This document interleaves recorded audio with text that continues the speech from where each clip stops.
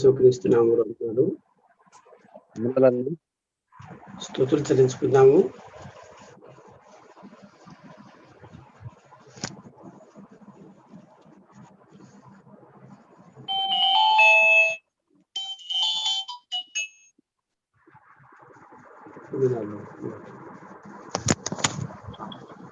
స్తుతులు చెల్లించుకొని కార్యక్రమాన్ని ప్రారంభిద్దాం. ప్రకాశం జిల్లా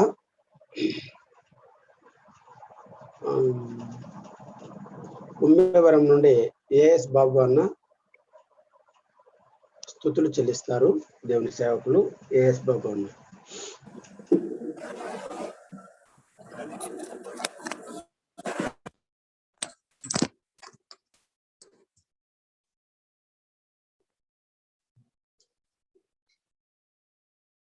అన్నా వందనాలన్నా. వందనాలన్నా. బాగున్నారు అందరూ? బాగున్నా. మీరు బాగున్నారా?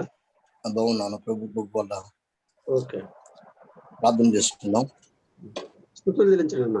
ప్రభు దినము స్తుతులు. ఓకే అన్న. ఈరోజు ప్రభు దినములో జూమ్లో పాల్గొన్న దైవజనులందరికీ ప్రభు యేసుక్రీస్తు నామములో వందనాలు తెలియజేస్తా ఉన్నాం. ఈరోజు ఉదయకాలం ప్రభుని స్తుతిస్తూ మన ప్రభు యొక్క మనపులను జ్ఞాపకం చేసుకుందాం, స్తుతులు చెల్లించుకుందాం. ప్రేమ నమ్మకం కలిగిన ప్రియ పరలోక తండ్రి, మహోన్నతుడైన దేవ, పరిశుద్ధుడైన ప్రభువ, నీ ఘనమైన శ్రేష్టమైన పాదములకు స్తుతులు స్తోత్రాలు చెల్లిస్తా ఉన్నాం. మహోన్నతుడు, మహాదేవుడవు, సర్వాధిపతి దేవుడవు ఉండి, సర్వ సృష్టికి ఆది సంభూతుడు ఉండి, ఎవరో సమీపించాలని తేజస్సులో మాత్రం వసిస్తూ అమర్తం కలిగి ఆది అంతమైన దేవానికి స్తోత్రాలు చెల్లిస్తా ఉన్నాం. పాపులము, నీచులము, దుర్మార్గులం, ఎందుకు పనికిరాని వారం, మీరు దూరస్తులం, పాపముల చేత అపరాధముల చేత సత్యనిచ్చిన తన పాత్రలో మమ్మలను మీరు ప్రేమించి పరలోక సింహాసనాన్ని విడిచి భూలోకానికి మానవుడిగా, వ్యక్తుడిగా, దీనుడిగా, మాలో ఒకటిగా ప్రభాతం లోకంలో జన్మించి మా పాపానికి శాపానికి రావాల్సిన యావత ప్రభాతం మీరు భరించి సహించి ఓర్చుకొని కలువరిలో ప్రభాతాలు మీరు కొట్టబడి 3 మేకులతో ప్రభాత సులువు కంటగొట్టబడి భూమికి ఆకాశం మధ్యలో ప్రభా తండ్రి ఆయన తన విరాళాలు తీయబడి రక్త బుట్టోరు ప్రభాతాన్ని కార్చి వేసిన ఆయన ప్రభాతాన్ని చనిపోయి సమాధి చేయబడి 3వ మృత్యుంజయుడవై సావును సమాధి జయించి తిరిగి లేచి పునరుద్ధరణుడై, ఓ మరణమా నీ ముళ్ళెక్కడ, ఓ మరణమా నీ విజయం ఎక్కడని మరణములు విరిచి మరణం మీద విజయాన్ని పొంది ప్రభా తండ్రి నాయన సజీవుడుగా ప్రభా తండ్రి సమాధించి తిరిగి లేచి పరలోకానికి వెళ్ళి తండ్రి కుడి పసని విజ్ఞాపనం చేస్తున్న స్తోత్రాలు చెల్లిస్తా ఉన్నాం. మీరు కార్చిన అమూల్య రక్తము చేత మా పాపాలు కడిగారు, మీ మరణ బలం చేత మమ్మల్ని రక్షించారు, నిత్యత్వానికి ప్రభు వారసులుగా చేశారు, నీ పిల్లలుగా తండ్రి అనే అధికారం మాకు అనుగ్రహించారు. ప్రభాతం మీరు చేసిన మేలు ఉపకారాలు ప్రభా తండ్రి ప్రభాతం ఎన్నడూ మర్చిపోని ఉన్నాయని మీకేమి చెల్లించలేము. ప్రభాతం మీరు చేసిన మేలు ఉపకారాలకై మా హృదయపూర్వక స్తుతి స్తోత్రాలు మీకు అందిస్తున్నాం. మా జీవ ఫలాలు ప్రభు మీరు సమర్పిస్తున్నాం. మా హృదయ అర్పణ ప్రభాతం మీరు అర్పిస్తున్నాము. ఆజ్ఞాన్ని అంగీకరించమ్మా. మా స్తుతులు కాణబుతుడ యేసు ప్రభు వారి శ్రేష్టమైన నామములో స్తోత్రాలు చెల్లించి ప్రార్థిస్తున్నాము తండ్రి. ఆమేన్.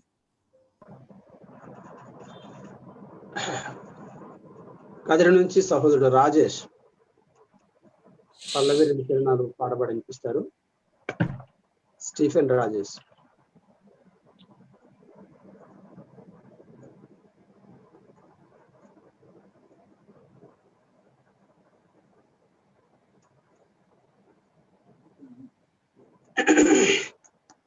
రాజేష్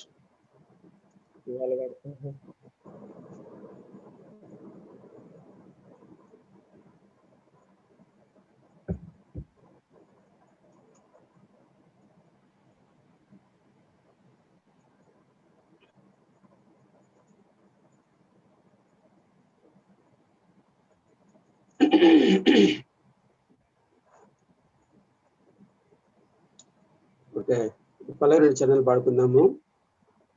భజన చేయుచు భక్త పాలక ప్రాస్తుతింతో నీ నామమును వృజనములపై జయమునిచిన వృజనములపై జయమునిచిన విజయుడా నిన్ను వేడుకుందు విజయుడా నిన్ను వేడుకుందు భజన చేయుచు భక్త పాలక ప్రాస్తుతింతో నీ నామమును దివ్య పదవిని విడచి నీవు దీనుడవై పుట్టినావు దివ్య పదవిని విడచి నీవు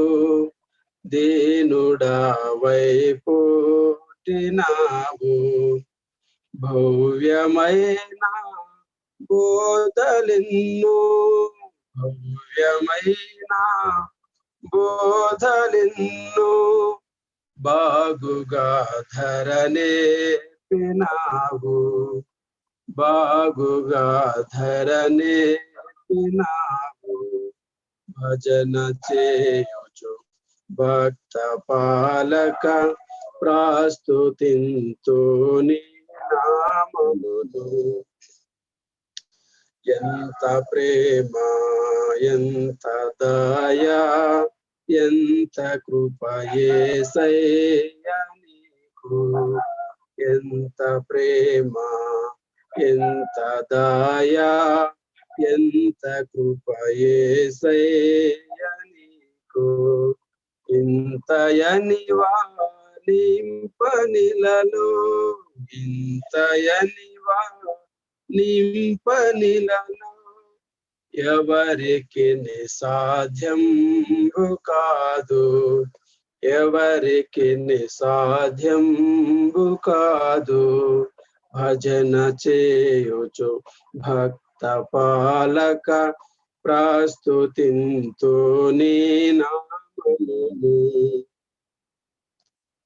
కడప జిల్లా ఎర్రగుంట్ల నుంచి దేవుని సేవకులు సత్యపాల్ మనసేన గారు మనకు ముందుగా ఆరాధన తలుపులు అందిస్తారు.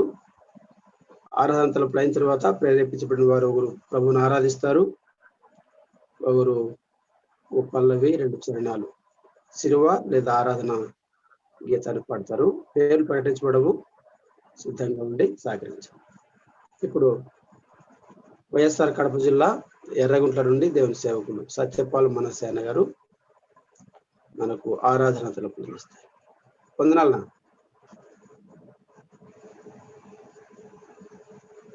నా వాయిస్ వినపడలేదు.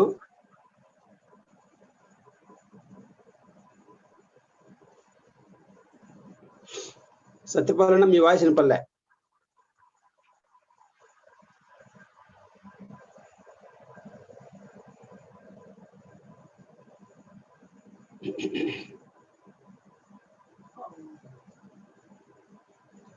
సత్యపాలన హలో బ్రదర్, ఇప్పుడు వినిపిస్తుంది. వినపడుతుందా? ఇప్పుడు వినిపిస్తుంది. రైట్. ప్రభునందు ప్రియులారా, చేరి వచ్చిన సహోదర సహోదరులందరికీ ప్రభునామంలో మీకు వందనాలు తెలియజేస్తున్నాను. ఈ ఉదయకాలపు వేళ మన ప్రభుదినమందు ఆరాధనకు చేరి వచ్చి ఉంటుండగా సహాయకరంగా మత్తయి సువార్త 26వ అధ్యాయం 26 నుంచి చదువుకుందాం. మత్తయి సువార్త ప్రభు మాటలు. మత్తయి సువార్త 26:26. వారు భోజనము చేయుచుండగా యేసు ఒక రొట్టె పట్టుకొని దాన్ని ఆశీర్వదించి విరిచి తన శిష్యులకిచ్చి, మీరు తీసుకుని తినుడి, ఇది నా శరీరం అని చెప్పాను. మరియు ఆయన గిన్నె పట్టుకొని కృతజ్ఞతాస్తులు చెల్లించి వారికిచ్చి, దీనిలోనిది మీరందరూ త్రాగుడి, ఇది నా రక్తము, అనగా పాపక్షమాపణ నిమిత్తము అనేకుల కొరకు చిందింపబడుచున్న నిబంధన రక్తము అని చెప్పాడు. లూకాసు వార్త 22:19-20లో లూకాసు వార్త 19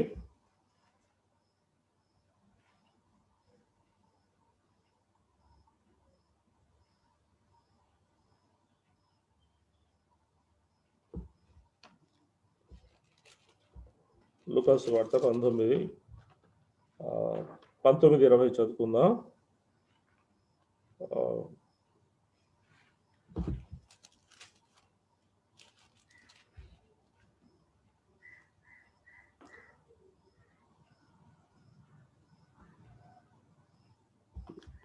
క్షమించండి, లూకాసు వార్త 22:19-20.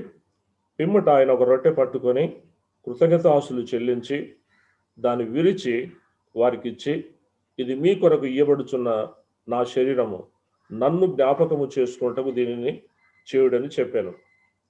ఆ ప్రకారమే భోజనమైన తరువాత ఆయన గిన్నెయు పట్టుకొని, ఈ గిన్నె మీ కొరకు చిందింపబడుచున్న నా రక్తం వలననైన క్రొత్త నిబంధన అని ప్రభు సెలవిచ్చాడు. ప్రియులారా, మరి ఆరాధన అంటే ప్రాముఖ్యంగా మనము గమనించేది ఏంటంటే, నన్ను జ్ఞాపకం చేసుకుంటకై దీన్ని చేయుడన్న మాటలు బైబిల్లో చూస్తున్నాం. మరి లూకాసు వార్తలో, మత్తయి సువార్తలో కూడా చూసాం. మరి మన అందరికి తెలిసినట్టుగా కొరింథీయులకు రాసిన మొదటి పత్రిక 11లో కూడా నన్ను జ్ఞాపకం చేసుకుంటకై లేదా ప్రభును జ్ఞాపకం చేసుకున్నటకై దీనిని మీరు చేయుడు అన్నాడు. ఆరాధన అంటే ఏం లేదండి, ప్రభును జ్ఞాపకం చేసుకోవడమే. ఈ దుష్ట ప్రపంచంలో మనము భ్రష్టులై లోకముతో కలిసి ప్రభు మన పట్ల ప్రేమతో జరిగించినటువంటి ఆ శిలువ కార్యాన్ని మనం మర్చిపోకుండా దేవుడు ఒక సంస్కారంగా ప్రతి ఆదివారమున కూడా రొట్టె విడుచుటకు కూడి వచ్చినప్పుడు అన్న మాటలు ప్రకారం ఆదివారం ప్రభు దినము, పునరుత్థాన దినములో మనము ఆ ప్రభును జ్ఞాపకం చేసుకోవాల్సిన వారుగా మనం ఉన్నాం. అలాగైతే నన్ను జ్ఞాపకం చేసుకున్నటకు అనగా ఆయనను గూర్చిన సంగతులు మాత్రమే మనము ధ్యానించాలి. మరి ఆరాధనలో మరి ప్రభు యొక్క సంగతులు అనగా చాలా ఉన్నాయి. మరి అవన్నీ కూడా ఏదో ఒక చిన్న అంశం తీసుకొని మనము ధ్యానం చేయవచ్చు మనకు ఉన్న వీలుని బట్టి. ప్రభు తాను తన శత్రువులకు, రోమ అధికారులకు, యూద మత పెద్దలకు అప్పగించుకున్న రాత్రి గెత్సెమనే తోటలో, అనగా అది ఒక ఒలీవల తోట, గెత్సెమనే తోటలో ఇక్కడే ప్రభు ప్రార్థనలో గడిపారు. గెత్సెమనే అనగా ప్రియులారా గానుగా అని అర్థం. ఆ మాట మనము మత్తయి సువార్త 26 మత్తయి సువార్త 26:36 చూస్తాం. అంతటా యేసు వారితో కూడా గెత్సెమనే అనబడిన చోటికి వచ్చి, నేను అక్కడికి వెళ్ళి ప్రార్థన చేసి వచ్చే వరకు మీరు ఇక్కడ కూర్చుండడని శిష్యులతో చెప్పి, పేతురును జెబెదయి 2 కుమారులను వెంట పెట్టుకుని పోయి దుఃఖపడుటకును చింతాక్రాంతుడగుటకును మొదలు పెట్టాను. అప్పుడు యేసు, మరణమగునంతగా నా ప్రాణము బహు దుఃఖములో మునిగి ఉన్నది, మీరు ఇక్కడ నిలిచి నాతో కూడా మెలకువగా ఉండడని వారితో చెప్పి కొంత దూరము వెళ్ళి, గమనించండి, సాగిలపడి, నా తండ్రి, సాధ్యమైతే గిన్నె నా యుద్ధ నుండి తొలగిపోనిమ్ము, అయినను నా ఇష్ట ప్రకారం కాదు, నీ చిత్త ప్రకారమే కానిమ్మని ప్రార్థించాను.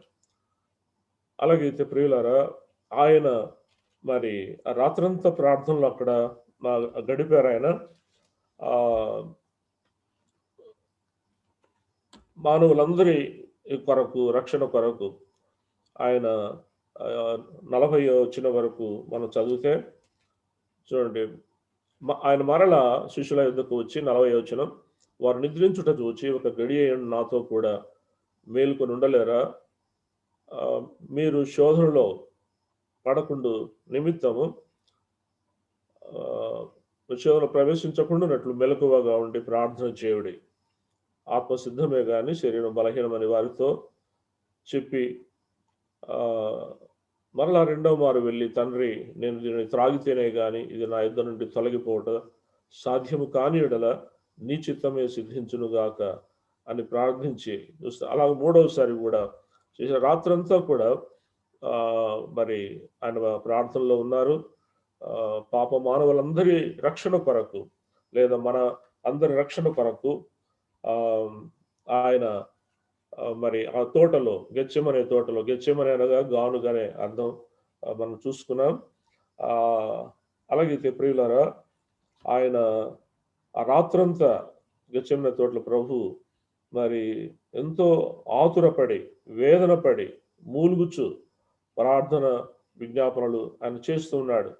ఎట్లయితే ప్రియులారా, ఒలీవల పండ్ల నుండి నూనెను గానుగ ద్వారా ఎలా తీస్తారో, మన ప్రభువు కూడా తన శరీరములో నుండి చెమట గ్రంథుల ద్వారా రక్త బిందులుగా తన రక్తమును కార్చాడు.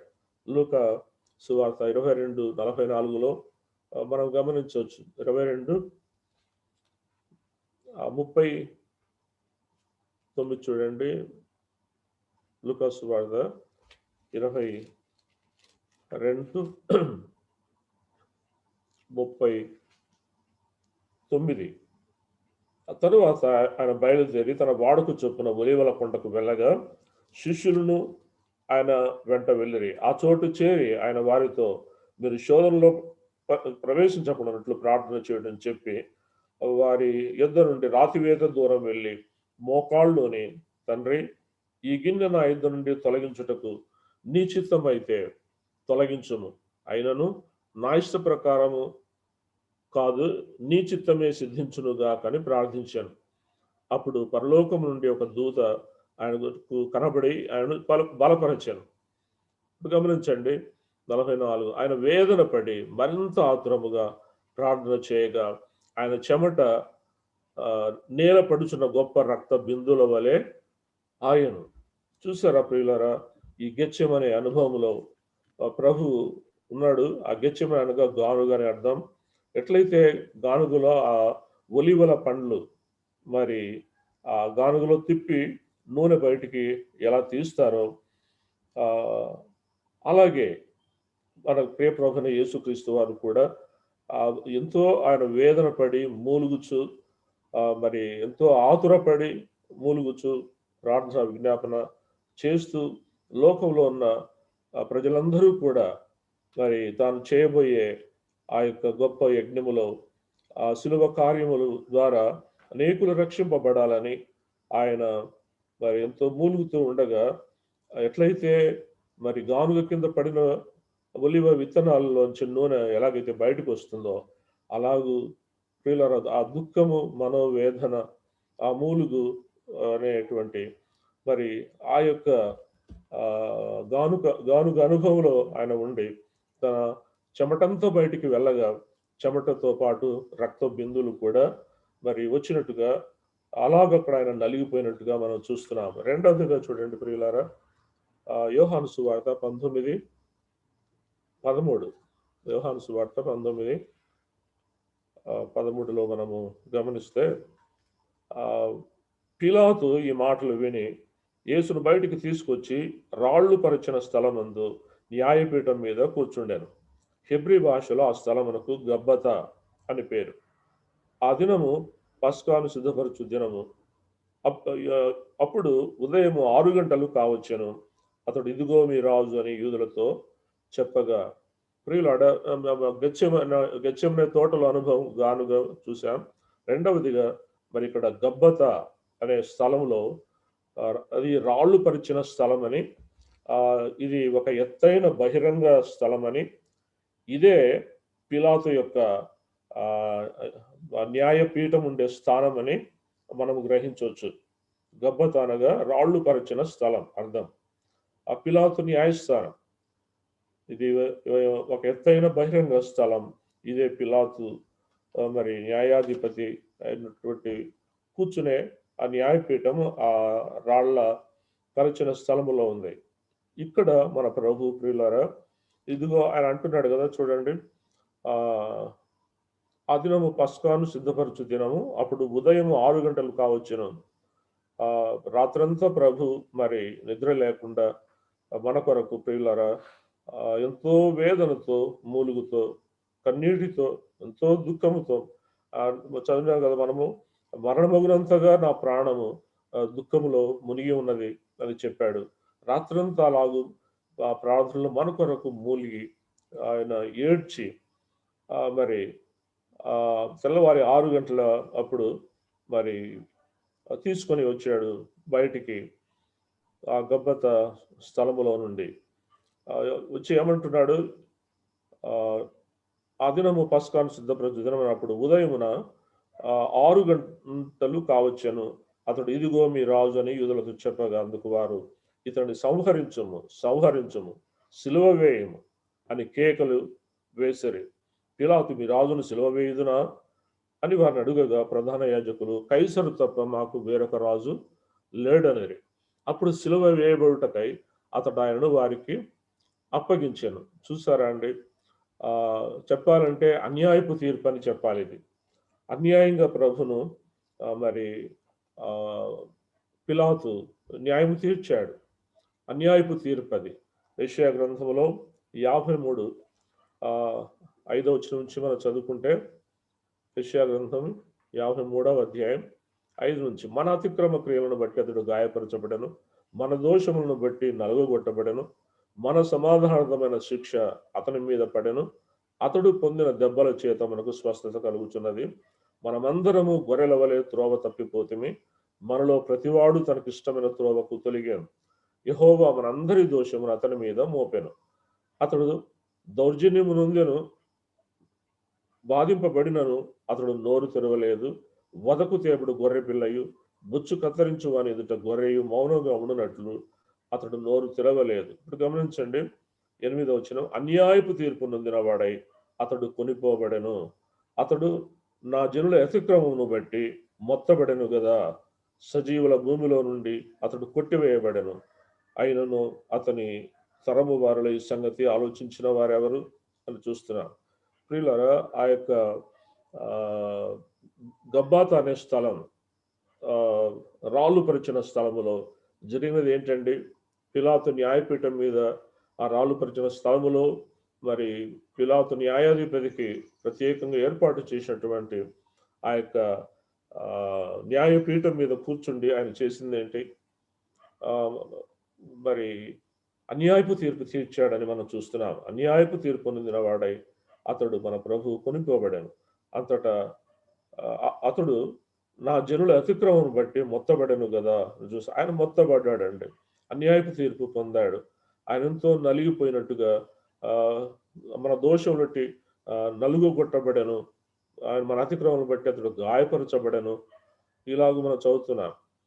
అలాగైతే అతడు దౌర్జన్యము నొందెను 7వ వచనం, బాధింపబడినను అతడు నోరు తెరవలేదు. వదకు తేబుడు గొర్రె పిల్లయు, బొచ్చు కత్తిరించు అని ఎదుట గొర్రెయు మౌనముగా ఉండనట్లు అతడు నోరు తెరవలేదు. అలా చేయబడ్డానికి అన్యాయపు తీర్పు తీర్చి పిలాతు మరి వారికి యూదులకే లేదా ఆయన శత్రువులకే అప్పగించాడు. అలాగూ ఆ ప్రభు మరి అన్యాయపు తీర్పు పొంది శిక్ష అనుభవించాడు. చూడండి, హెబ్రీ 9:28 ఒక మాట, హెబ్రీ 9:28, అలాగునే క్రీస్తు కూడా అనేకుల పాపములు భరించుటకు ఒక్కసారి అర్పింపబడి తన కొరకు కనిపెట్టుకుని ఉండు వారి రక్షణ నిమిత్తము పాపము లేకుండా రెండవసారి ప్రత్యక్షమగు. అలాగునే క్రీస్తు కూడా అనేకుల పాపములు భరించుటకు, మన పాపలు మాత్రమే కాదు కానీ అనేకుల పాపలు భరించుటకు ఒక్కసారి అర్పింపబడి తన కొరకు కనిపెట్టుకుని ఉండు వారి రక్షణ నిమిత్తము పాపము లేకుండా రెండవసారి ప్రత్యక్షమగును. సమయం దగ్గరకు వచ్చిందండి, ఆ ప్రభువు వచ్చేది. కాబట్టి మనం ఎంతో సిద్ధపడవలసినటువంటి రోజులు ఇవి. తీర్పులు కూడా మరి కుమ్మరింపబడుతున్నాయి ప్రపంచం అంతటి మీద కూడా. మరి ప్రభువును నమ్మిన పిల్లలకు దేవుడి విశ్వాసులను కాపాడునన్నటువంటి వాగ్దానాలు మనకు ఉన్నాయి. మరి ప్రభు అన్యాయపు తీర్పు పొందిన వాడై ఇలా ఒక్కసారి అనేకుల పాప పరిహారార్థం అప్పగింపబడిగా చూస్తున్నాం. పేతురు రాసిన మొదటి పత్రిక 2:24లో కూడా మనము పాపముల విషయమై చనిపోయి నీతి విషయమై జీవించినట్లు ఆయన తానే తన శరీరమందు మన పాపములను మ్రాను మీద మోసుకొనెను. ఆయన పొందిన గాయముల చేత మీరు స్వస్థత నొందితిరి. మీరు గొర్రెల వలె దారి తప్పిపోతిరి గాని ఎప్పుడు మీ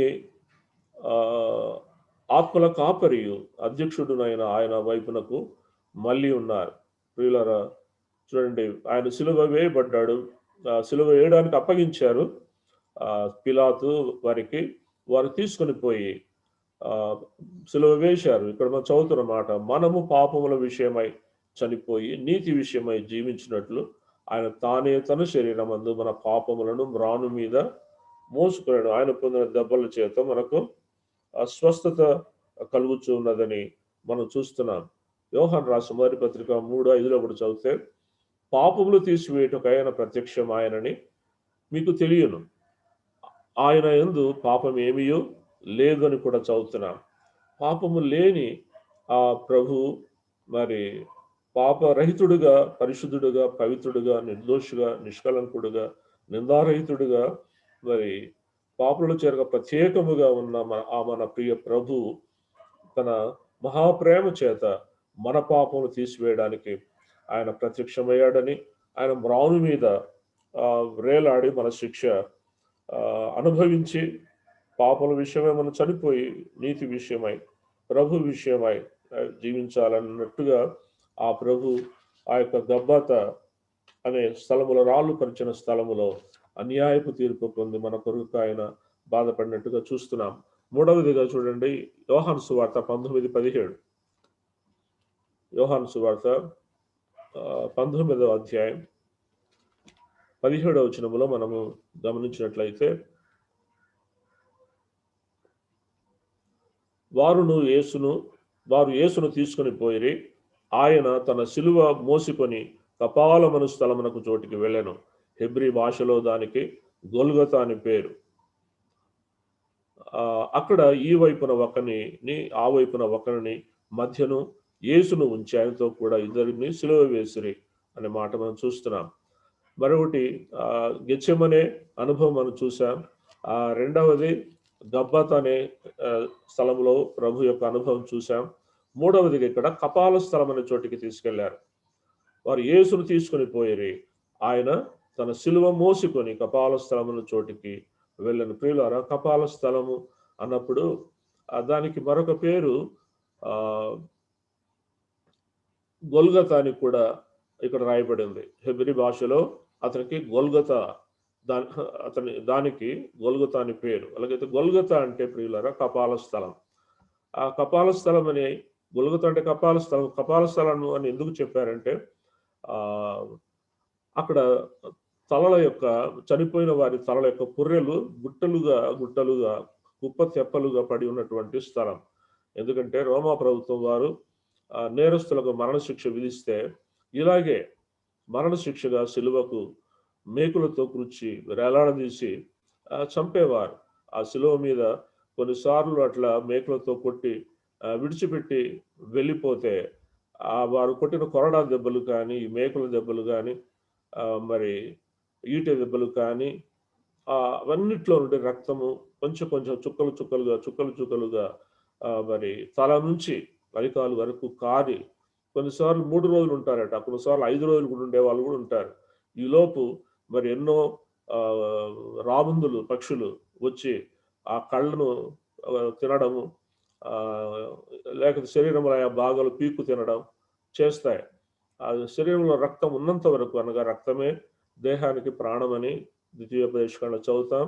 అలాగైన రక్తము ఆఖరి బొట్టు వరకు మరి కార్చిన తర్వాత ఆ నేరస్తులు చనిపోతారు. కానీ మన ప్రభు మాత్రం ఉదయం 9 గంటల నుండి మధ్యాహ్నం 3 గంటల వరకు సిలువలో ఆయన ప్రాణంతో ఉండి శిక్ష యావత్తు కూడా ఆయన అనుభవించాడు. ప్రియులరా, యెషయా గ్రంథం 53:4 చదివితే, అతడు తృణీకరింపబడిన 4వ వచనం, నిశ్చయముగా అతడు మన రోగములను భరించెను, మన వ్యసనములను వహించెను, అయినను మొత్తబడిన వానిగాను, దేవుని వలన బాధింపబడిన వానిగాను, శ్రమనొందిన వానిగాను మనం అతని ఎంచితిమి. ప్రియులారా, ఆ గొల్గొతా కపాల స్థలం అనే చోట ఆయన మరి అపవిత్రమైనటువంటి స్థలములో కపాలాలు అనగా పుర్రెలు ఎన్నో ఉప్పతెప్పలుగా అక్కడ పడి ఉన్న స్థలములో రోమా ప్రభుత్వం వారు ఒక నేరస్తుని కదా తీసుకుని పడి, ఆయన నేరస్తుడు కాదు, అన్యాయపు తీర్పు ఉన్నది, ఆయన మరణ శిక్షను వారి చేత విజింపబడి అలాగూ మరి వెళ్ళి 9 గంటల నుంచి మధ్యాహ్నం వరకు ఆయన సిలువ వేయబడ్డాడు.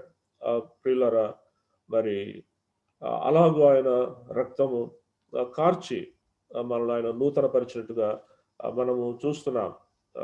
రక్తము చిందింపకుండా పాప క్షమాపణ కలుగదన్న మాట, లేదా ఆ యొక్క దేవుని శాసనం, మరి మనము నియమం చూస్తూ ఉన్నాం. అలా సిలువలో ఆ ప్రభు వేలాడుతూ మరి ఎంతో మరి చూడండి, హెబ్రీ 7:25 మనము గమనించినట్లయితే పవిత్రుడును లేదా ఈయన తన ద్వారా దేవుని యొద్దకు వచ్చు వారి పక్షమున విజ్ఞాపన చేయుటకు నిరంతరము జీవించుచున్నాడు గనుక వారిని సంపూర్ణముగా రక్షించుటకు శక్తిమంతుడై ఉన్నాడు. 26లో పవిత్రుడును నిర్దోషియు నిష్కల్మషుడును పాపులో చేరక ప్రత్యేకముగా ఉన్నవాడును ఆకాశ మండలము కంటే మిక్కిలి హెచ్చైన వాడునైనా ఇట్టి ప్రధాన యాజకుడు మనకు సరిపోయిన వాడు. ఈయన సంపూర్ణంగా రక్షించుటకు శక్తిమంతుడై ఉన్నాడు అని మనం చూస్తున్నాం. అలాగైతే ప్రియులరా, ఆ సిలువలో వేలాడుతూ రక్తము ఆఖరి బొట్టు వరకు కారుస్తాను పలికిన మొదటి మాట, తండ్రి వీరేం చేయుచున్నారో వీరెరుగరు గనుక వీరిని క్షమించమని లూకా 23:34 చదువుతున్నాం. అలాగైతే ప్రియులరా, మరి ఆనాడు మన కొరకు కూడా సిలువలో ఆయన ఈ మాట పలికినట్టుగా మనం చూస్తున్నాం. ఎఫెసీయులకు రాసిన పత్రిక 1:6 గమనిస్తే, జగత్తుకు పునాది వేయబడక మునుపే క్రీస్తు యేసు నందు ఆయన మనలను మరి ముందుగానే ఏర్పాటు చేసుకొని అనే మాటలు చూస్తాం. జగత్తుకు పునాది వేయబడక మునుపే క్రీస్తు యేసు మన కొరకు వధింపబడిన వాడైన మాటలు కూడా మనం గమనిస్తాం. అలాగైతే అనాది కాలములోనే మీరు నేను పుట్టక ముందుగానే మన విషయంలో బాధ్యత భారం కలిగిన వాడై సర్వజ్ఞుడైన దేవుడు మరి మన పాపముల విషయమై మరి రక్తము చిందింపకుండా పాప క్షమాపణ కలుగదు గనుక అలాగూ తన కుమారుడు వాక్యమై ఉన్న ప్రభును మరి ముందుగానే ఏర్పాటు చేసి ప్రభు తన సొంత నిర్ణయ కాలములో ఇలాగు లోకానికి ఆ రక్త మాంసంలో పాలివానిగా నరావతారిగా ఆయన పంపించాడు. అలాగైతే ఆయన ఈ 3 అనుభవాల్లో ప్రియులారా, గెత్సేమనే తోటలో, తర్వాత గబ్బాతా అనే స్థలంలో, 3వది కపాల స్థలం, ఇక్కడ ఆయన ఎంతగా బాధపడ్డాడు, ఎంతగా ఆయన నలిగిపోయాడు, ఎంతగా కుమిలిపోయాడు, ఎంతగా కన్నీరు కార్చాడు ఆయన. అలాగూ మరి 4వ మాట సిలువలో అంటాడు, నా దేవా నా దేవా నన్నెందుకు చేయి విడిచితివి అని చెప్తున్నాడు. నా దేవా నా దేవా నన్నెందుకు చేయి విడిచిపెట్టావు అనే మాటలు అక్కడ మత్తయి సువార్త 27:46 కూడా మనము గమనిస్తున్నాం. అలాగైతే ప్రియులరా, మరి ప్రభు యొక్క 3 అనుభవాల్లో ఆయన పడిన కష్టం చూస్తున్నాం. 6వ మాటగా సమాప్తమైనదని కేక వేశాడు. 7వ మాట, తండ్రి నీ చేతికి నా ఆత్మను మరి అప్పగిస్తూ ఉన్నానని ఆ ప్రభు పలికాడు. కాబట్టి ప్రియులరా, ఆ మనలను మరి నూతన సృష్టిగా ఆ రక్తంతో చేశాడు. కొరింథీయులకు రాసిన 2వ పత్రిక 5:17 ఎవడైనా క్రీస్తు యేసునందున్నడలా వాడు నూతన సృష్టి అని చెప్పాడు. ఎఫెసీయులకు రాసిన పత్రికలో మనము గమనిస్తే ఎఫెసీ 2:5-6 2:15-16 గమనిస్తే, ఇట్లు సంధి చేయించు ఈ ఇద్దరిని తన యందు ఒక నూతన పురుషునిగా సృష్టించి తన సిలువ వలన ఆ ద్వేషమును సంహరించి దాని ద్వారా వీరిద్దరిని ఏక శరీరముగా చేసి దేవునితో సమాధానపరచవలనని ఇలాగు చేశాను గనుక ఆయనయే మనకు సమాధానకారకుడై ఉన్నాడు. ప్రియులారా, ఇక్కడ గమనించటైతే ఈ ఇద్దరిని అనగా ఇశ్రాయేల్ ప్రజలను అన్యులైన మనల్ని కూడా తన యందు ఒక్క నూతన పురుషునిగా సృష్టించి అని మాట చూస్తున్నా. వాళ్ళు పాపముల చేత అపరాధం చేత చచ్చి పడిపోయిన మనల్ని పాపము శాపము నాశనము మరణము అనే పరిస్థితిలో ఉన్నటువంటి మనలను రక్షించి తన రక్తముతో కడిగి ప్రేమతో మనల్ని ఒక్కొక్కరిని కూడా నూతన పరిచేవాడుగా, నూతన సృష్టిగా చేసేవాడుగా, నూతన పరిచి ఆ పాప శాప మరణాలను కొట్టివేసి ఆ చేవ్రాతను కూడా తుడిచివేసి మన ప్రతి పాపమునకు కూడా అపరాధానికి ఆయన మరి శిక్ష అనుభవించి మనల్ని నూతన సృష్టిగా చేశాడు. ఈ కార్యము శిలువ మరణం ద్వారా మాత్రమే జరిగింది.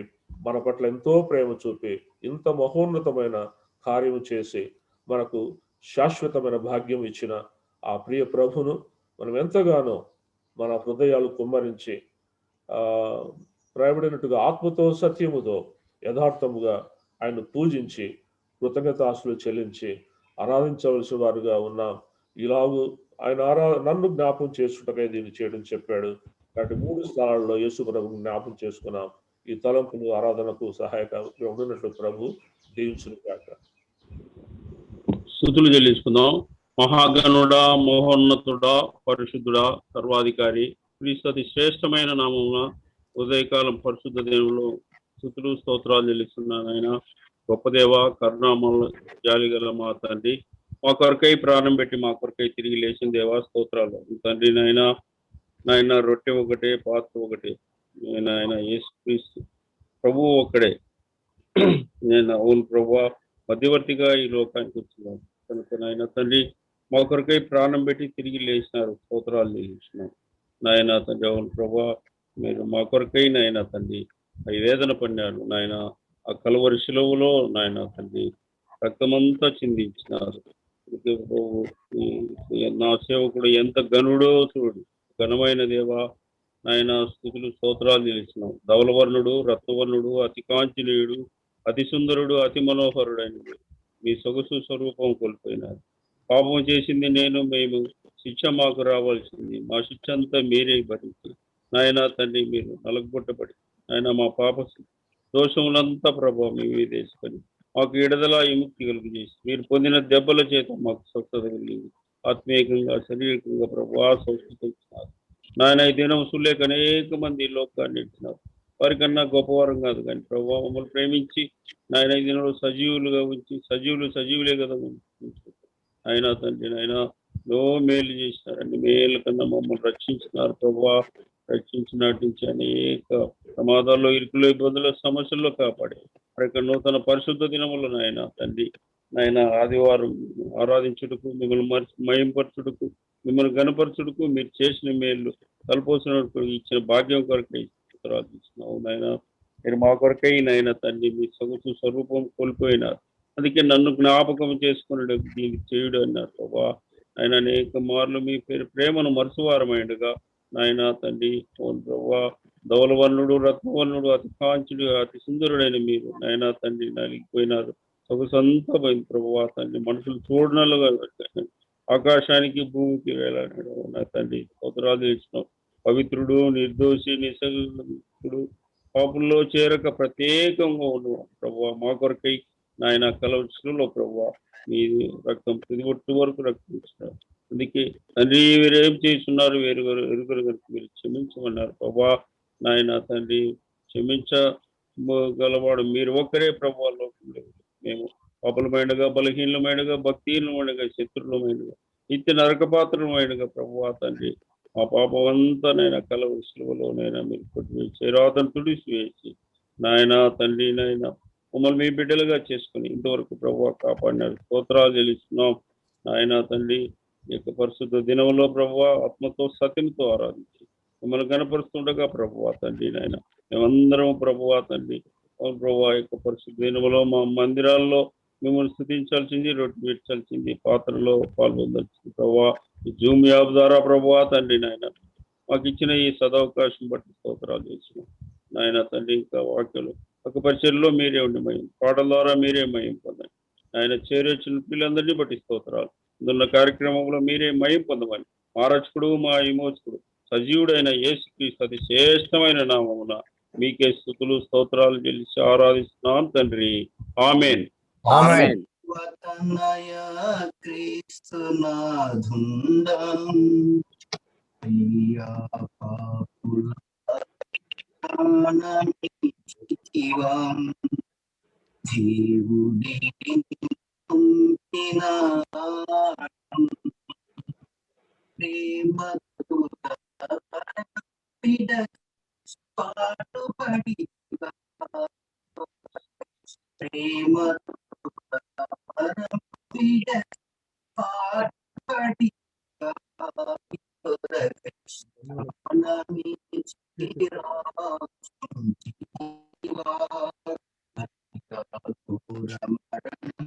అనుభవించి ప్రాణమిచ్చి రక్షించినాను.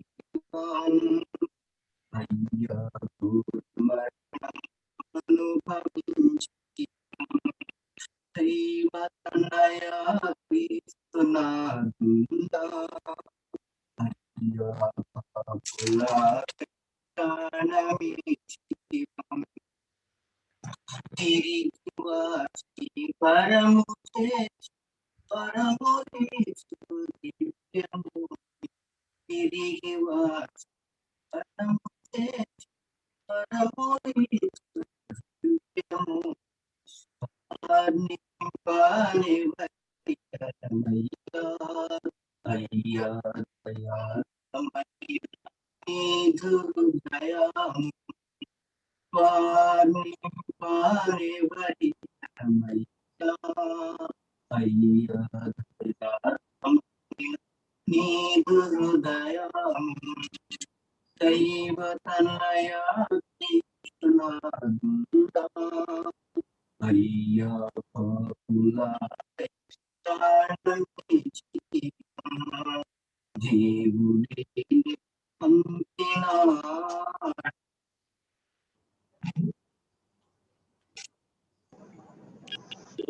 మంచిది. దేవుని వాక్యాన్ని చూద్దాం. వైఎస్ఆర్ కడప జిల్లా ఎర్రగుంట్ల నుండి దేవుని సేవకులు సత్యపాలు మనస్సేన గారు 6:05 వరకు మనకు దేవుని వాక్యాన్ని అందిస్తారు. ప్రభునందు ప్రియులారా,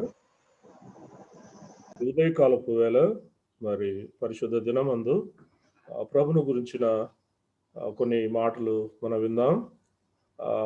విశ్వాసులైన మనము ప్రియులారా, ప్రభుతో 7 సంబంధాలు కలిగి ఉండాలి అని బైబిల్ చెబుతుంది. మనము చాలా మంది నమ్మి బాప్తిసం పొందినవాడు రక్షింపబడును, నమ్మని వాని శిక్ష విధింపబడును అన్నట్టుగా మేము నమ్మాము యేసు ప్రభు రక్షకుడని, మరి బాప్తిసం కూడా తీసుకున్నాం, రక్షింపడ్డామని అంతటితోనే వదిలిపెడతారు చాలా మంది విశ్వాసులు, నామకార్థ క్రైస్తవులు అన్ని కూడా. కానీ ప్రియులారా, 7 సంబంధాలు మనం ప్రభుతో కలిగి ఉండాలి. మొట్టమొదటిది ప్రభును ఎరుగుట. మరి యోహాను సువార్త 10వ అధ్యాయం 4వ వచనం చూడండి. యోహాను సువార్త 10:4 ఇలాగ చెప్తున్నాడు ఆయన, మరియు అతడు తన సొంత గొర్రెలన్నిటినీ వెలుపలికి నడిపించినప్పుడల్లా వాటికి ముందుగా నడుచును, గొర్రెలు అతని స్వరమును ఎరుగును గనుక అవి అతనిని వెంబడించును. ఈ మాట గమనించు, గొర్రెలు అతని స్వరమును ఎరుగును గనుక అతనిని వెంబడించుము. మొట్టమొదటిగా ఆయన ఎరిగిన వారుగా మనం ఉండాలి, ఆయన వెంబడించేవారుగా మనము ఉండాలని ఇక్కడ మనం చూస్తున్నాం. యోహాను సువార్త 17వ అధ్యాయం 3వ వచనంలో కూడా ప్రభు ఇలాగూ అంటున్నాడు. 17:3 అద్వితీయ సత్య దేవుడమైన నిన్నును నీవు పంపిన యేసుక్రీస్తును ఎరుగుటయే నిత్య జీవము అని చూస్తున్నా. ఎరుగుట అనే మాట మొట్టమొదటి అనుభవం. ఇక్కడ అంటున్నాడు 17:3 అద్వితీయ సత్య దేవుడైన నిన్నును నీవు పంపిన యేసుక్రీస్తును ఎరుగుటయే నిత్య జీవం. ప్రియులారా, మనము ఆయన ఎరిగి ఉన్నామా? మరొక మాట చూడండి, ప్రభు ఆశపడుతున్నాడు. ఇర్మియా 9:24, ఇర్మియా గ్రంథం 9:24 మనము గమనించినట్లయితే ఆయన ఇట్లా అంటున్నాడు, అతిశయించువాడు దేనిని బట్టి అతిశయింపవలెను అనగా భూమి మీద కృప చూపుచు నీతి న్యాయములు జరిగించుచున్న యెహోవాను నేనే అని గ్రహించి నన్ను పరిశీలనగా తెలుసుకున్నటను బట్టియే అతిశయింపవలెను, అట్టి వాటిలో నేను ఆనందించేవాడని యెహోవా సెలవించుచున్నాడు. చూడండి, ప్రభును ఎరుగుట అనేది మొట్టమొదటి అనుభవం చెప్పుకున్నాం. ప్రభు ఏమంటున్నాడు ఇక్కడ? నన్ను పరిశీలనగా భూమి మీద కృప చూపుచు నీతి న్యాయములు జరిగించుచున్న యెహోవాను నేనే అని గ్రహించి నన్ను పరిశీలనగా తెలుసుకున్నటను బట్టియే అతిశయింపవలను, అలాగే అట్టి వాటిలో నేను ఆనందించువాడని యెహోవా సెలవిచ్చుచూ ఉన్నాడు.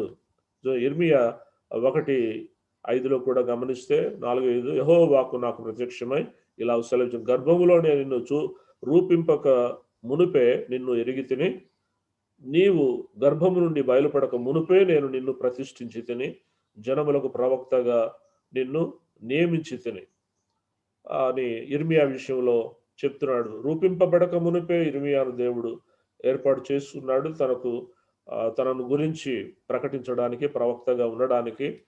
ప్రియులారా, అలాగైతే దేవుడు విశ్వాసులైన మన పట్ల ఎంత ఆశ కలిగి ఉన్నాడు. మనం ఆయన ఎరిగిన వారుగా ఉండాలని, గొర్రెల్లాగా ఆయన స్వరమును ఎరిగిన వారుగా, ఆయన వెంబడిస్తూ ఆయన స్వరాన్ని వినేవారుగా, అలాగూ ఆయన ఎరిగిన వారుగా ఉండాలని మనం ఇక్కడ చూస్తున్నాం. రెండవ అనుభవం ప్రియులారా, ఒప్పుకొనుట. ప్రభును ఎరగాలి, ముందు తెలుసుకోవాలి. ఆయన గురించి విషయాలు ఎన్నో ఉన్నాయి. తెలుసుకొని తర్వాత చూడండి, కీర్తన 91:14 ఇలాగూ మనం చదువుతున్నాం. కీర్తన 91:14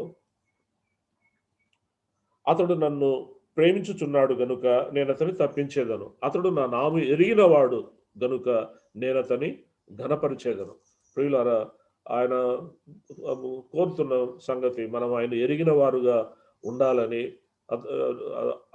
అతడు నా నామము ఎరిగిన వాడు అనగా యేసు ప్రభుని గురించి, దేవుని గురించి సంపూర్ణంగా మనము ఎరిగిన వారుగా, తెలుసుకున్న వారుగా మనం ఉండాలి. మొదటి అనుభవం.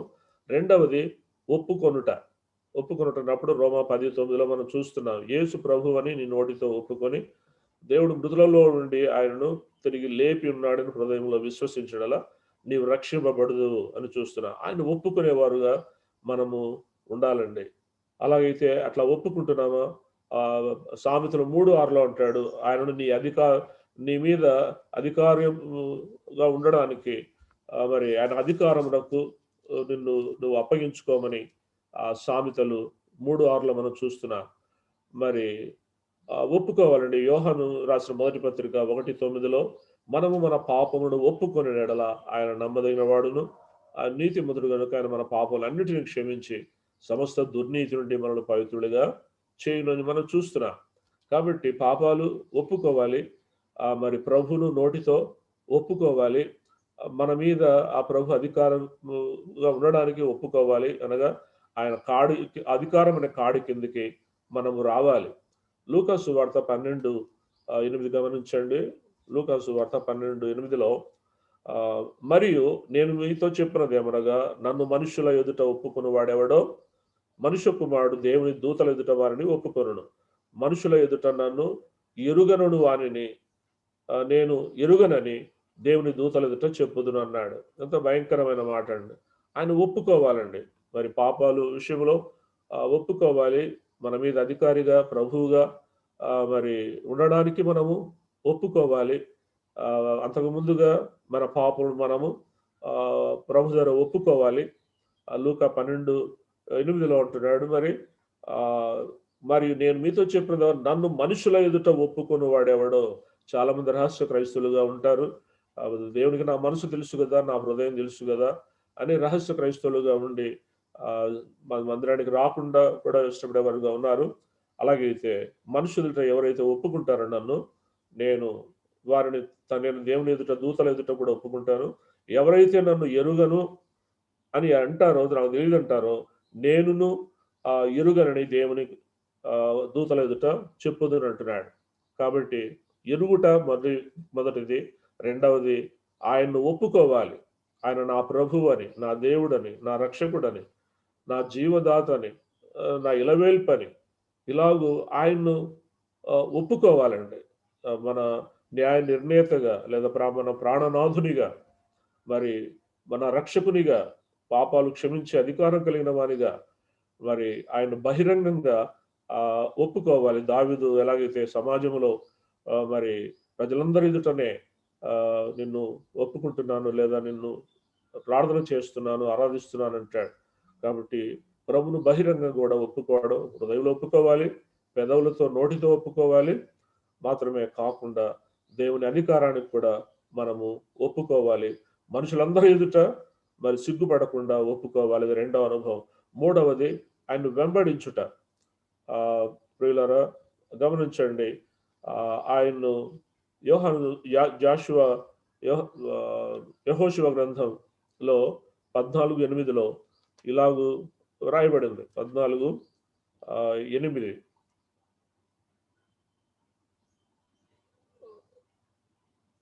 కాదేశు బర్నియల నుండి నన్ను పంపినప్పుడు నేను 40 ఏండ్ల వాడను, ఎవరికి భయపడక నేను చూచినట్టు అతనికి వర్తమానము తెచ్చితిని. నాతో కూడా బయలుదేరి వచ్చిన నా సహోదరులు జనుల హృదయములను కరుగ చేయగా నేను నా దేవుడైన యెహోవాను నిండు మనసుతో అనుసరించి తిని. ప్రియులారా, మరి మోషే నాయకత్వం కింద ఉన్నటువంటి యెహోషువ మరి వేగులు చూడడానికి వెళ్ళి మరి తిరిగి వచ్చి కొంతమంది మరి తప్పుడు తీర్మానం లేదా సంగతులు తెలియచేసిన 8వ వచనంలో మనం ఇక్కడ చూస్తున్నాం. నాతో కూడా బయలుదేరి వచ్చిన నా సహోదరులు జనుల హృదయమును కరుగ చేయగా నేను నా దేవుడైన యెహోవాను నిండు మనసుతో అనుసరించి తిని లేదా వెంబడించి తిని అన్న మాట ఇక్కడ మనం చూస్తున్నాం. మత్తయి సువార్త 4:19 కూడా మనము గమనిస్తే, మత్తయి సువార్త 4:19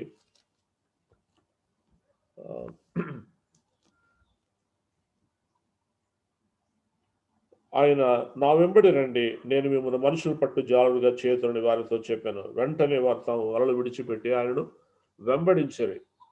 ఏమండి, యేసు ప్రభు సముద్ర తీరానికి వెళ్ళి వలలు బాగు చేసుకుంటున్న వారిని ఆయన పలకరించి, మీరు చేపలు పడుతున్నారు, నేను మనుషులు పెట్టి జాలుగా చేస్తాను, రండి నన్ను వెంబడించండి అంటే వారు సమస్తం కూడా అక్కడే విడిచిపెట్టి వెంటనే వారు తమ వలలు విడిచిపెట్టి ఆయన వెంబడించిరి అని మనం చూస్తున్నాం.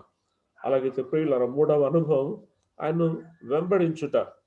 అయితే దీంట్లో 16:24 మత్తయి సువార్త 16:24 మనం గమనిస్తే,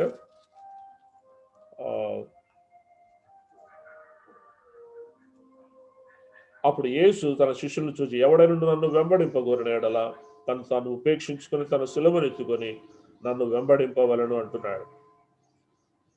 కాబట్టి ఎవడైనా తను వెంబడింపగోరిన ఎడల తాను ఉపేక్షించుకొని, కలెక్టర్ అయినా కట్లు కొట్టేవాడైనా కూడా తన పదవిని, జాతిని, కులాన్ని, మతాన్ని అంతా పక్కన పెట్టేసి, ఆస్తిని, అంతస్తులను కూడా పక్కన పెట్టి సమస్తము కూడా ఉపేక్షించుకొని అంటగా తాను తగ్గించుకొని మరి దీనులుగా మరి తన సిలువను ఎత్తుకొని, దేవుడు ప్రతి వారికి ఒక కుటుంబం అనే సిలువ ఇచ్చాడు, ఉద్యోగం ఒక సిలువ, మరి ఇల్లు ఒక సిలువ, సంఘంలో కూడా నీతిగా జీవించాలంటే ఇబ్బందులు ఉన్నాయి.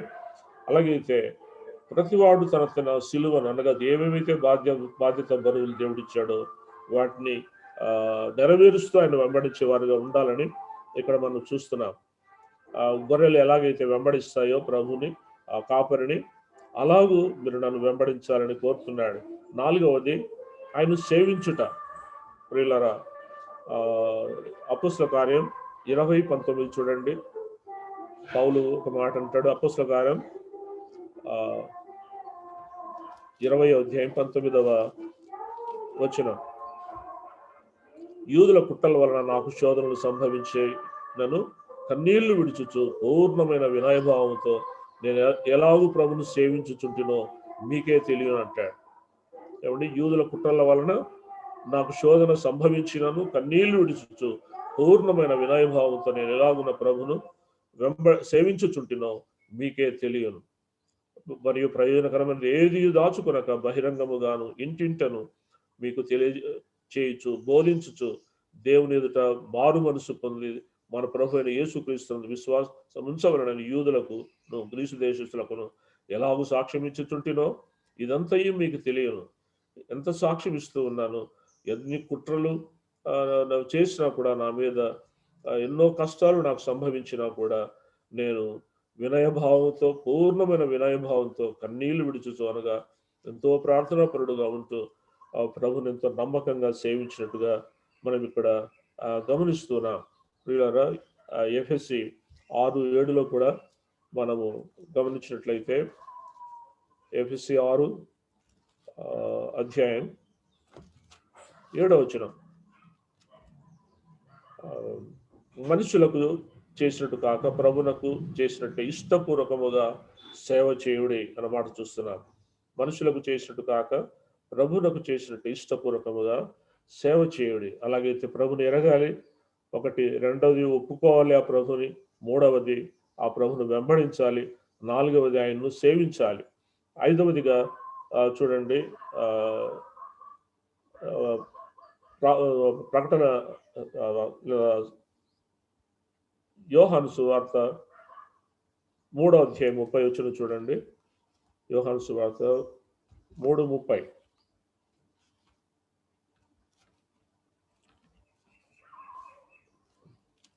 3:30లో ఇలాగ మనం చదువుతున్నాం.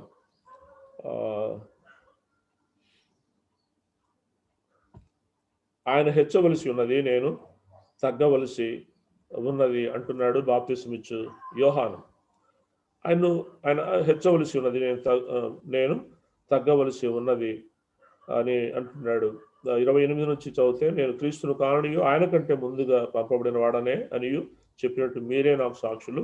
పెళ్లి కుమార్తె గలవాడు పెళ్లి కుమారుడు అయితే నిలువబడి పెళ్లి కుమారుని స్వరం వినడి స్నేహితుడు ఆ పెళ్లి కుమారుని స్వరం విని మిక్కిలి సంతోషించును. అంటే అటువంటి తన అనుభవం చెప్తున్నాడు. ఈ నా సంతోషం పరిపూర్ణమై ఉన్నది, ఎందుకంటే నేను హెచ్చిస్తున్నాను ప్రభువును అంటున్నాడు. ఆయన హెచ్చవలసి ఉన్నది, నేను తగ్గవలసి ఉన్నది అన్నమాట మనం చూస్తున్నాము. ఆయన మనము హెచ్చించేవారుగా మనం ఉండాలి. యెషయా గ్రంథం 52:13 చూడండి, ఒక చక్కని మాట ఉంది. 52:13లో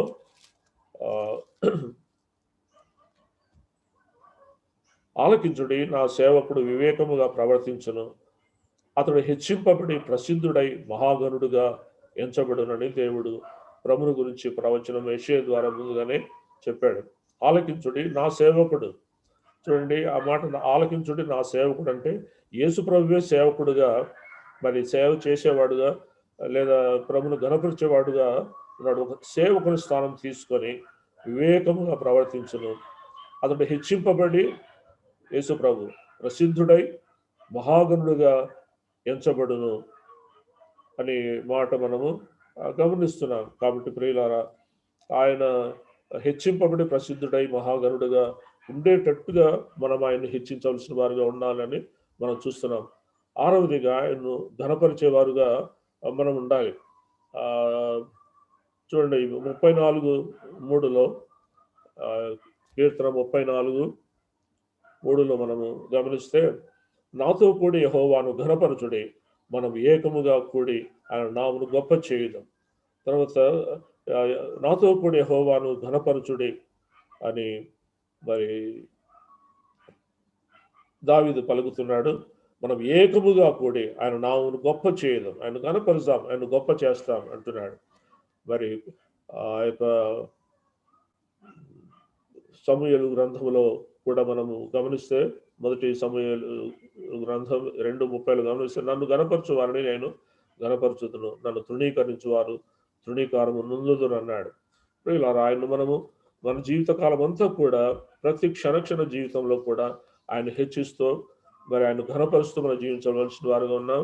దేవుడు మన మీద ఒక నింద వేస్తున్నాడు. చూడండి మలాకి సువార్త 1, మలాకి గ్రంథం 1:6లో, కుమారుడు తన తండ్రిని గనపరచును కదా, దాసుడు తన యజమానుని గనపరచును కదా, నా నామును నిర్లక్ష్య పెట్టు యాజకులారా అంటే మనల్ని రక్షింపబడిన వారిని చెప్తున్నాడు. నా నామమును నిర్లక్ష్య పెట్టి యాజకులారా, నేను తండ్రినైతే నాకు రావలసిన ఘనత ఏమాయను, నేను యజమానునైతే నాకు భయపడేవాడు ఎక్కడ ఉన్నాడు అని సైన్యులకు అధిపతి యెహోవా మిమ్మల్ని అడుగగా, ఏమి చేసి నీ నామమును నిర్లక్ష్య పెట్టితేమని మీరందరూ. అలాగే తర్వాత చదువుకుందాం అది. కానీ ప్రియులారా చూడండి, ఆయన ఎంత వాపోతున్నాడో, ఎంత ఆయన బాధపడుతున్నాడో. కుమారుడు తన తండ్రిని గనపరచును కదా, దాసుడు తన యజమానుని గనపరచును కదా, నా నామమును నిర్లక్ష్య పెట్టు యాజకులారా, నేను తండ్రినైతే నాకు రావలసిన ఘనత ఏమాయను, నేను యజమానునైతే మరి నాకు భయపడేవాడు ఎక్కడ ఉన్నాడు అని చెప్తున్నాడు. మరి విలాప వాక్యంలో 1:6లో మనం చూస్తే, నియామక కూటములకు నా నియామక కూటమి ఎవరును కూడా రారు అని అక్కడ వాపోతున్నాడు. మనం కలుసుకోకుండా కూడి రాకుండా మనం ఎలా ప్రభును గణపరచగలమండి? ఎలా హెచ్చించగలం? ఆయనకి ఎలా స్తోత్రం మనం పాడగలం? కాబట్టి ఆ విషయంలో హెచ్చరిస్తూ ఉన్నాడు. ఆ, ఆ, చివరిగా 7వది ప్రభుతో కూడా ఉండుట అనేది చాలా ప్రాముఖ్యమైందండి. ప్రభుతో కూడా మనం ఉండాలి. కొరింథీయులు రాసిన 2వ పత్రిక 5:8 చూడండి. కొరింథీయులు రాసిన 2వ పత్రిక 5వ అధ్యాయం 8వ వచనం.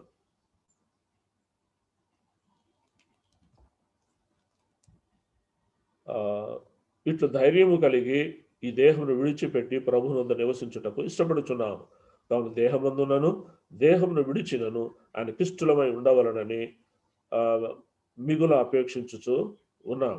ప్రియులారా, గణపరచడం మాత్రమే కాదు, హెచ్చించడం మాత్రమే కాదు, ప్రభుతో కూడా మనం ఉండాలని ఇక్కడ చూస్తున్నాం. ఇట్లు ధైర్యము కలిగి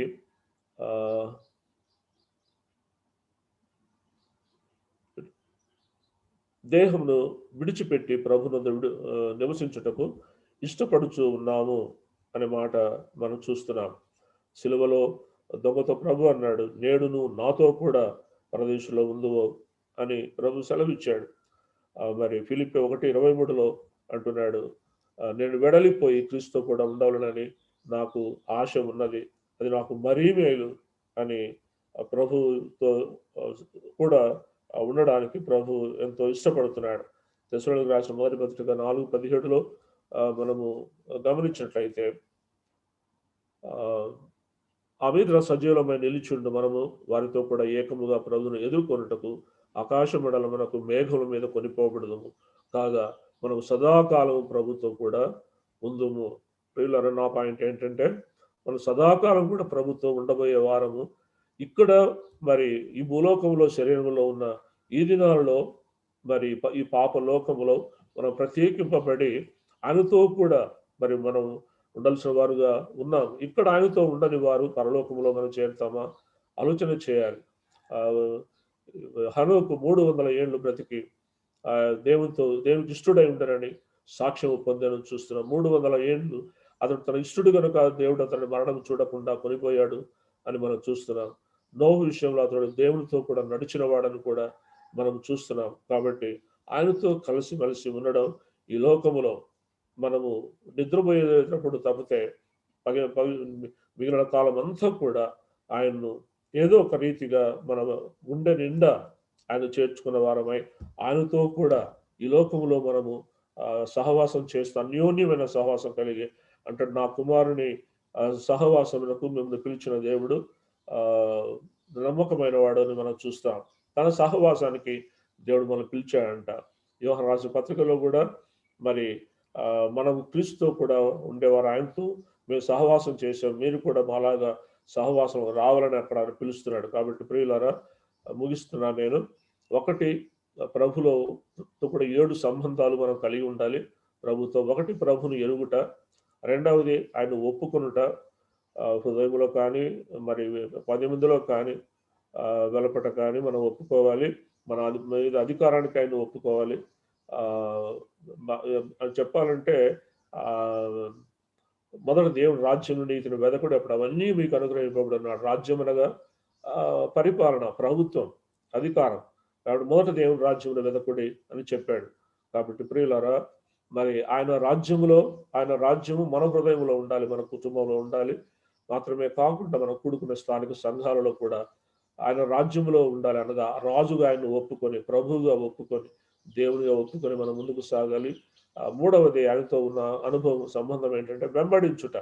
ఎట్లా గొర్రెలు అయితే వెంబడిస్తున్నాయో మరి ప్రభు కాపరిని, అట్లా మనము కూడా మన ఆత్మల కాపరి, మరి గొప్ప కాపరి, రాబోయే ప్రధాన కాపరిగా ఆయన ఎప్పుడూ వెంబడించేవారుగా మనం ఉండాలి. తర్వాత 4వ సంబంధం ఏంటంటే ఆయన సేవించేవారుగా ఉండాలి. పౌలు ఎట్లా సేవించాడో మనం విందాం. మనం మనుషులకు చేసినట్టు కాక దేవునికి చేసినట్టు ఇష్టపూర్వకముగా ఆయన సేవ చేయాలన్న మాటలు చదివాం. కాబట్టి 4వది సేవించుట. 5వది హెచ్చించుట. ప్రభును మరి ఆయనంతో మరి ఘనతకు, మహిమకు, హెచ్చింపుకు మరి ఆయన పాత్రుడు. కాబట్టి మనకు సాధ్యమైనంత మటుకు అన్ని విషయాల్లో కూడా ఆయన్ను హెచ్చించేవారుగా, లేదా మన మీద ఒక అధికారిగా ఆయన ఉంచుకొని మరి ఆయన్ని పరిపాలన కింద మనము ఉంటూ ఆయన్ను మన మాటలతోనే కాదు, మన భక్తి జీవితంలోనే కాదు, మన విశ్వాసాన్ని బట్టి, దైనందిన జీవితాన్ని బట్టి ఆయన ఎల్లప్పుడూ హెచ్చించేవారుగా మనం ఉండాలి. 6వది ఆయన్ను ఘనపరిచేవారుగా మనం ఉండాలి. ఆయన అడుగుతున్నాడు, నేను తండ్రిని అయితే నాకు రావాల్సిన ఘనత ఎక్కడ, నేను యజమానుడైతే నాకు రావాల్సినటువంటి గౌరవం ఏది అని అడుగుతున్నాడు. ప్రియులను చాలా మంది ఊరికే ఏదో నామకార్థంగా జీవిస్తున్నాం, కానీ ఘనపరిచేవారుగా మనము లేవు. ప్రతి విషయంలో నేను చేసే ఈ పనిలో దేవునికి ఏమైనా మహిమ కలుగుతుందా? అసలు మీరు తిన్నా త్రాగినా కూడా సమస్తము కూడా కూర్చున్నా లేచినా దేవుడు మహిమార్థమై చేయడం ఉంది. అలాగే మనము ఎల్లప్పుడూ ఆయన మన ప్రభు అధికారాన్ని గమనంలో ఉంచుకొని, సృష్టికర్త దేవుడు మన ప్రాణనాథుడు అని గుర్తు పెట్టుకొని ఆయన ఘనపరిచేవారుగా ఉండాలి. ఇలా చేస్తూ పైన 6 అనుభవాలు మనం ఉంటూ 7వది ఆయనతో కూడా ఉండేది చాలా ప్రాముఖ్యమైందండి. మరి సిలువలో దొంగ తనతో కూడా ఉన్నాడు. మరి మనము అలాగూ పౌలు ఈ లోకంలో ఉన్నా కూడా నేను విడలిపోయి క్రీస్తుతో కూడా ఉండాలని నేను ఆశ ఉన్నది, నాకు మరీ మేలు చావైతే లాభమును కూడా చెప్తూ ఎంత నిరీక్షణ కలిగి ఉన్నాడు. మనం చనిపోయిన తర్వాత సదాకాలం కూడా క్రీస్తుతో మనం ఉంటాం పత్రికలో మనం చూసాం. కాబట్టి ఇక్కడ ఆయనతో సహవాసం లేకుండా దూరంగా ఉండి ఎప్పుడో మరి నామకార్థ క్రైస్తవులాగా చాలా మంది మరి అటెండ్ అవుతున్నారు. అట్లా కాకుండా తీయకుండా ఆయనతో మనం సహవాసంలో ఈ లోకంలో ఉన్నట్లయితే నమ్మకమైన దేవుడు సదాకాలంతో కూడా ఉండేటట్టు కూడా మనం తీసుకుంటాడు. దేవుడి తలంపులు మన కొరకు దీవించును గాక. ఆరాధన తలుపులు వాక్యము అందించిన దేవుని సేవకులు సత్యపాల మనసేన గారికి ప్రభు నామంలో మనందరి తరపున వందనాలు తెలియజేస్తున్నాం. ముగింపు ప్రార్థన చేసుకున్నాము. అనంతపురం నుంచి రూబేన్ అన్న ముగింపు ప్రార్థన చేస్తాం.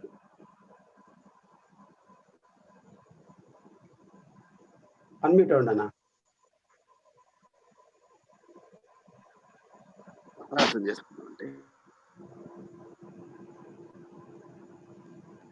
ప్రేమ గల తండ్రి, దయగల ప్రభు, మహోన్నతుడు, మహాగణుడు, సర్వోన్నతుడు, సర్వశక్తిమంతుడు, సర్వాధికారి, సర్వశక్తి కలిగి నిజమైన దేవుడు, సజీవుడైన దేవుడు, ఉన్న దేవుడు, ఉదయకాలంతో నేను సూచిస్తున్నాం, ఆరాధిస్తున్నాం, గణపరిచి ఆడెక్కి దాసుడు ప్రభు సత్యపాలను బలపరిచి తండ్రి వాక్యం ద్వారా మా చక్కగా మాట్లాడినందుకు వందనాలు. 7 విధమైన సంబంధాలు మేము మీతో కలిగి ఉండడానికి మమ్మల్ని హెచ్చరించిన విధానం బట్టి నీకు వందనాలు. ఉదయకాల సమయంలో తండ్రి మాతో ఏ విధంగా తన హృదయంలో భద్రపరుచుకున్నదో ఆ విధంగా తండ్రి చెప్పినటువంటి ఈ విషయాలు తండ్రి మా హృదయాలు భద్రపరుచుకొని తండ్రి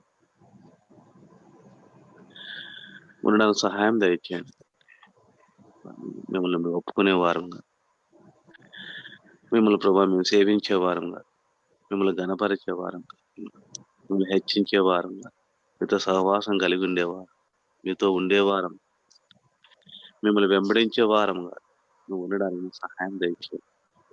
ఆత్మ నింపుదల మాకు అనుగ్రహించండి లోకమున ప్రభా తండ్రి. ఈ 7 విషయాల్లో తండ్రి మేము కలిగి ఉంటే మేము తండ్రి ఏ విధమైన భయం లేకుండా నిర్భయముగా తండ్రి ధైర్యముగా తండ్రి కృపాసనం యొద్దకు చేరి తండ్రి ఉండడానికి తండ్రి మాకు కృప అనుగ్రహించారు. నీకు వందనాలు స్తోత్రాలు తండ్రి. ఈ కల్లోలిత ప్రాంతంలో కల్లోలిత వాతావరణంలో ఉండగా తండ్రి 7 విషయాల ద్వారా మీతో చక్కని సరి అయిన సంబంధాన్ని కలిగి ఉన్నప్పుడు తండ్రి ఏ విధమైన వాటికి తండ్రి భయపడే వారంగా ఉంటాం.